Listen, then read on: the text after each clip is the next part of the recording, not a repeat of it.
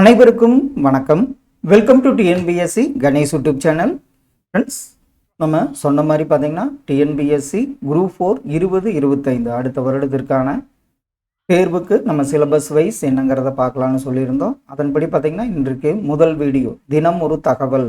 முதல்ல நம்ம பார்த்தீங்கன்னா திருக்குறள் எடுத்திருக்கோம். அடுத்தது அப்படியே பார்த்தீங்கன்னா இலக்கண குறிப்பில் ஒரு ஷார்ட்கட்டாக எப்படிங்கிறத ஒரு 24 தலைப்புக்கு நம்ம என்னங்கிறத பார்த்துடலாம். கண்டிப்பாக இதெல்லாம் பார்த்திங்கன்னா ஒரு தகவல் மட்டும் இல்லாமல் உங்களுக்கு திருக்குறள் இருந்ததுன்னா இதில் ஒரு திருக்குறளே ஒரு 300 கேள்விகள் பக்கம் நம்ம எடுத்து வச்சுருக்கோம். இதில் ஒரு 20 கேள்விகள் பார்த்தா நாளைக்கு கொஞ்சம் பார்த்துடலாம். அதே மாதிரி ஜிகே கலந்து பார்க்கலாம். போர்கள் நடந்த ஆண்டுகள் என்னென்ன, இது மாதிரியெல்லாம் நம்ம கண்டிப்பாக பார்க்கலாம். முதல்ல பார்த்திங்கன்னா திருக்குறளோட சிறப்பு பெயர் என்ன, திருக்குறளின் சிறப்பு பெயர், இதெல்லாம் ப்ரீவியஸ் இயர் கொஸ்டின்ஸில் கேட்கப்பட்ட கேள்விகள் ரிலேட்டடாக தான் வரும்.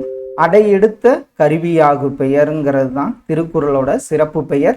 திருக்குறள் உள்ள இயல்களின் எண்ணிக்கை நம்ம 9ன்னு சொல்லிடுவோம். ஆனால் அறத்தில் எத்தனை இயல் இருக்குது, அதே மாதிரி பொருட்பாலில் எத்தனை இயல், இன்பத்துப்பாலில் எத்தனை இயல். அறத்தில் பார்த்திங்கன்னா 4, பொருளில் 3, இன்பத்தில் கலவியல் கற்பியல்னு இருக்கும். இதில் 9 இயல்கள் என்னென்னு தெரிஞ்சுக்கணும். அதில் களவியல் கற்பியல் எந்த அதிகாரத்தை சார்ந்ததுன்னா இன்பத்து பால் அல்லது காமத்து பாலை சார்ந்ததுன்னு தெரிஞ்சு வச்சுக்கணும். திருக்குறளில் உள்ள மொத்த அதிகாரம் 133 நமக்கு தெரியும். அறத்தில் 38, பொருளில் 70, காமத்து பால் இதில் 25 அதிகாரம்னு மொத்தம் 133 அதிகாரங்கள் உள்ளன. திருக்குறளுக்கு பார்த்தீங்கன்னா ஒரு 10 பேர் உரை எழுதியிருப்பாங்க. அந்த 10 பேரில் சிறந்த உரை யாருடையது அப்படின்னு பார்த்தீங்கன்னா பரிமேலழகர் அவருடைய உரை தான் சிறந்த உரையாக உள்ளது. திருக்குறள் பார்த்தீங்கன்னா ஒரு 107 மொழிகளுக்கு மேற்பட்ட மொழிகளில் மொழிபெயர்க்கப்பட்டுள்ளது. எப்பாவலரும் இயைபவே வள்ளுவனார் முப்பால் மொழிந்த மொழி அப்படின்னு கூறியவர் யாருன்னு பார்த்தீங்கன்னா கல்லாடர் தான். திருக்குறளை பற்றி எப்பாவலரும் இயைபவே வள்ளுவனார் முப்பால் மொழிந்த மொழி என்று கூறியவர் கல்லாடார். திருக்குறளை ஓதிய பின் வேறு நூல் பயிற்சி வேண்டா, மண்ணு தமிழ் புலவராய் வீற்றிருக்கலாம் அப்படின்னு திருக்குறளை சிறப்பித்தவர் யாருன்னு பாருங்க, செங்கண்ணனார் ஆவார். திருக்குறளை லத்தீனில் மொழிபெயர்த்தவர் வீரமாமுனிவர். திருக்குறளை ஜெர்மனியில் மொழிபெயர்த்தவர் டாக்டர் கிரால் அவர்கள். திருக்குறளை ஆங்கிலத்தில் மொழிபெயர்த்தவர் ஜியு போப் அவர்கள். 1886ஆம் ஆண்டு தான் அவங்க திருக்குறளை ஆங்கிலத்தில் மொழிபெயர்த்திருப்பார். திருக்குறளை பிரெஞ்சில் மொழிபெயர்த்தவர் ஏரியல் ஆவார். திருக்குறளை சிங்களத்தில் மொழிபெயர்த்தவர் மிசகாமி அம்மையார். இது கரெக்டானு கொஞ்சம் செக் பண்ணிக்கோங்க. திருக்குறளை சிங்களத்தில் மொழிபெயர்த்தவர் மிசகாமி அம்மையார். திருக்குறளை மலையாளத்தில் மொழிபெயர்த்தவர் திவான் பகதூர் கோவிந்தசாமி பிள்ளையாவார். திருவள்ளுவர் ஆண்டு அப்படின்னு ஒரு 31ஆம் ஆண்டு, அதாவது கிமு 31 தான் நம்ம இப்போ 2024 ஆண்டுக்குரிய திருவள்ளுவர் ஆண்டுனா என்ன பண்ணுவோம், அந்த 31 கூட்டிட்டு 2055ங்கிறது தான் திருவள்ளுவர் ஆண்டு. இந்த திருவள்ளுவர் ஆண்டை கணக்கிட்டு கூறியவர் மறைமலை அடிகள். அவங்க மகள் பெயர் என்ன அப்படிங்கிற கேள்வியும் கேட்டிருக்காங்க. நீலாம்பிகை அம்மையார் ஆவார். வள்ளுவனை பெற்றதால் புகழ் வையகமே என்று கூறியவர் யார்? இது அடிக்கடி கேட்கப்பட்ட ஒரு கேள்வி. வள்ளுவனை பெற்றதால் புகழ் வையகமே என்று கூறியவர் பாரதிதாசன் ஆவார். தஞ்சை ஞானப்பிரகாசர் இவர் தான் திருக்குறளை முதலில் புதுப்பித்து வெளியிட்டார். அவர் வெளியிட்ட இடம் தஞ்சை. வெளியிட்ட ஆண்டு எந்த ஆண்டுன்னு பார்த்தீங்கன்னா 1812ஆம் ஆண்டு தான் ஞானப்பிரகாசம் அவர்கள் திருக்குறளை புதுப்பித்து வெளியிட்ட ஆண்டு. அடுத்த பிறவியில் தமிழனாய் பிறந்து தமிழ் மொழியில் திருக்குறளை கற்க வேண்டும் என்று கூறியவர் அண்ணல் மகாத்மா காந்தியடிகள் தான் என்ன பண்ணுவார், அடுத்த பிறவியில் தமிழனாய் பிறந்து தமிழ் மொழியில் திருக்குறளை கற்க வேண்டும் என்று கூறியவர் காந்தி அவர்கள். அதே மாதிரி பார்த்தீங்கன்னா நேதாஜி என்ன பண்ணுவார், அதாவது தென்னிந்திய தமிழனாய் பிறக்கணும்னு சொன்னவரும் நேதாஜி அவர்கள். அந்த கூற்றை கூறியவர் தேவராவார். திருவள்ளுவரின் வேறு பெயர்கள் என்னென்ன? முதற்பாவலர், பொய்யில் புலவர், பெருநாவலர், சென்னாப்போதர், நாயனார், தெய்வ புலவர், தேவர், நான்முகனார், மாதனுபங்கி இதெல்லாம் வள்ளுவரின் சிறப்பு பெயர்களாகும். திருக்குறள் எத்தனை சீர் எத்தனை வெண்பாக்களால் ஆனது? 7 சீர் 2 அடி வெண்பாக்களால் ஆன நூல் தான் திருக்குறளாகும். இதில் நம்ம புது புக்கில் பார்த்திங்கன்னா கோடிங்கிற சொல் எத்தனை இடத்துல வந்தது, 7ங்கிற சொல் வந்து திருக்குறளில் எத்தனை இடத்தில் வந்துள்ளது, அதே மாதிரி இடம்பெற்ற மரம், காய், கனி இப்படிங்கிறது காய் வராது, அதாவது மலர்கள் என்ன அப்படிங்கிறதெல்லாம் வரும். இதெல்லாம் வந்து முக்கியமான கேள்விகள். ஒவ்வொரு பாட்டில் நம்ம கொஞ்சம் கொஞ்சமாக பாட்டு வரலாம். அடுத்தது இலக்கண குறிப்பு.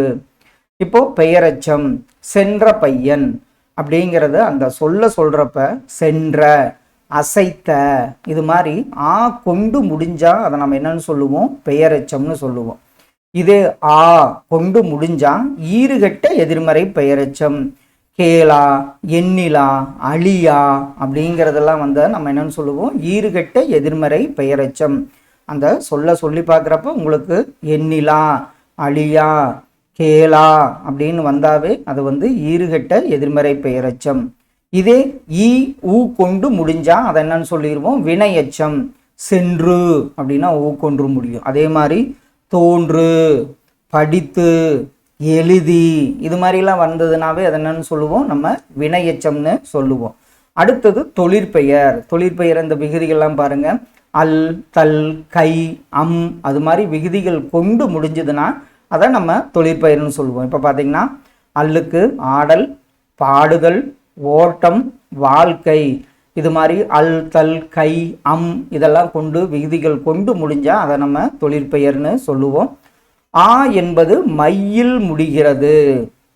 ஆ அதாவது ஷார்ட்கட்டாக ஆமைன்னு வச்சுங்களேன். அதாவது ஆடாமை, செல்லாமை, கேளாமை இதெல்லாம் வந்து பார்த்திங்கன்னா எதிர்மறை தொழிற்பெயர். தொழிற்பெயர்னா அதை இப்போ ஓடுதல், இது ஓட வேண்டாம்னா நம்ம என்னென்னமோ எதிர்மறை தொழிற்பெயராக சொல்லுவோம். அது மாதிரி ஆடாமை, சொல்லாமை, கேளாமை இதெல்லாம் வந்து எதிர்மறை தொழிற்பெயர், அதாவது ஆமை கொண்டு முடிஞ்சிருக்கும்.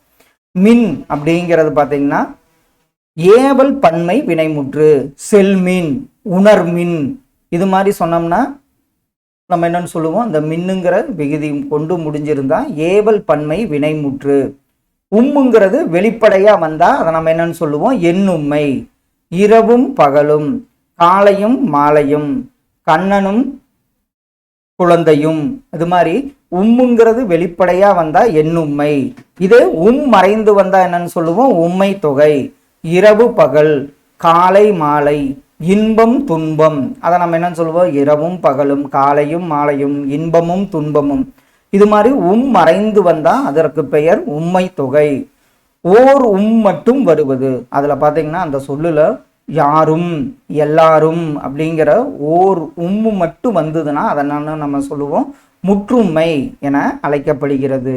அடுக்கு தொடர், அலை அலை, பாம்பு பாம்பு, செல் செல், போ போ இதெல்லாம் நம்ம என்னன்னு சொல்லலாம், அந்த பாம்பு பாம்புன்னு இதை நம்ம பிரித்தாலும் அந்த பாம்புங்கிற ஒரு சொல் வந்து பொருள் தரும். அதைத்தான் நம்ம என்னன்னு சொல்கிறோம், அடுக்கு தொடர். இரட்டை கிளவி, இது என்ன வந்து பிரித்தால் பொருள் தராது. சலசல, கலகல, மடமட, படபட இதெல்லாம் வந்து என்னன்னு சொல்லுவோம், அந்த சல அப்படிங்கிறது பொருள் தராது. இது மாதிரி பிரித்தால் பொருள் தராத சொல் வந்து இரட்டை கிளவி. மை மறைந்து வருவது, இதில் நம்ம பார்த்துருப்போம் வெண்மேகம், வெண்மை கூட்டல் மேகம். கரும்பலகை, கருமை கூட்டல் பலகை. இது மாதிரி மையுங்கிற அந்த உருபு வந்து மறைந்து வந்தால் இதற்கு பண்பு தொகை என்று பெயர். முக்காலத்தையும் உணர்த்துவது வினைத்தொகை. இது நம்ம பார்த்துருவோம், ஊறுகாய், ஊறுகின்ற காய், ஊறும் காய். உயர் எண்ணம், உயர்ந்த எண்ணம், உயரும் எண்ணம். இது மாதிரி முக்காலத்துக்கு அது பொரிந்து வந்துச்சுனாவே அதை நம்ம வினைத்தொகைன்னு சொல்லுவோம். அடுத்தது செய்யுளிசை அளபடை. இது வந்து ஆ இல்லைன்னா ஆ கொண்டு முடியும். இதில் முதல் இடை கடையில் கூட இந்த ஆங்கிறது வரும். இதில் படா, ஆதல், படு, ஆ அப்படிங்கிறதெல்லாம் வந்து பார்த்திங்கன்னா ஆ கொண்டு முடிஞ்சால் அதை வந்து சில டைம் வந்து ஆங்கிறது கூட வரும். ஆ இல்லைன்னா ஆ கொண்டு முடிஞ்சால் அது வந்து செய்யுளிசை அளபடைன்னு சொல்லுவோம். சொல்லிசை அளபடை ஈ கொண்டு முடிஞ்சிருக்கும், அதாவது ஈ அல்லது ஈ கொண்டு முடியும். அதாவது தளி, வரணசை இது மாதிரி ஈ கொண்டு முடிஞ்சா அது வந்து சொல்லிசை அளபடை. ஊ இல்லைன்னா ஊ கொண்டு முடிஞ்சா அது என்னன்னு சொல்லுவோம், இன்னிசை அளபடை. அது வந்து இறுதியில தான் வரும். அதே மாதிரி பார்த்தீங்கன்னா சொல்லிசை அளபடைக்கும் அந்த ஈங்கிறது இறுதியில தான் வரும். கொடுப்பதும், எடுப்பதும் அப்படிங்கிறது அந்த அது சொல்கிறப்போ ஊ கொண்டு முடிஞ்சால் அதை வந்து நம்ம என்னென்னு சொல்லுவோம், இன்னிசை அளபடை அப்படின்னு சொல்லுவோம். அடுத்தது உரிச்சொல். இதில் சால, உரு, தவ, நனி, களி, கூர், குரு, தட, மா, சா இதெல்லாம் வந்து பார்த்திங்கன்னா உரிச்சொல் தொடர்னு சொல்லுவோம். இதில் அந்த பகுதியாக வரும். தவச்சிறிது, நனிமகிழ்ந்தான், கடிநகர், மாமாலை, மாமலை இதெல்லாம் வந்து பார்த்திங்கன்னா உரு, தவ, நனி இதெல்லாம் வந்து சால இதெல்லாம் வந்ததுன்னா அதை வந்து நம்ம உரிச்சொல் தொடர் அப்படின்னு சொல்லுவோம். அது வந்து பகுதியாக வரும். அடுத்தது வினையாளனையும் பெயர். அதாவது அதில் இது பார்த்திங்கன்னா ஆர், அர், ஒர், ஓர், வன் இதெல்லாம் கொண்டு முடிஞ்சால் வினையாளனையும் பெயர். சென்றார், வந்தவர், வந்தோர், கண்டவன், படித்தவன், எழுதியவன் இதெல்லாம் நம்ம என்னன்னு சொல்லுவோம், வினையாளனையும் பெயர்னு சொல்லுவோம். விகுதியில் வருவது, அதாவது அந்த பார்ட்ஸ் ஆஃப் த பாடி வந்து விகுதியில் வந்தால் உவமை தொகை. குமுதம் போன்ற வாய், முத்து போன்ற பல், தாமரை போன்ற கண்கள், அந்த அந்த உடல் உறுப்புகள் வந்து பார்த்திங்கன்னா விகுதியில் வரும். குமுதவாய், முத்துப்பல், தாமரை கண்கள் இது மாதிரி விகுதியில் வந்தால், அதாவது பார்ட்ஸ் ஆஃப் த பாடி விகுதியில் வந்தால் உவமை தொகை. இதே உருவகம், அந்த பார்ட்ஸ் ஆஃப் த பாடி எங்கே வரும், பகுதியில் வரும்.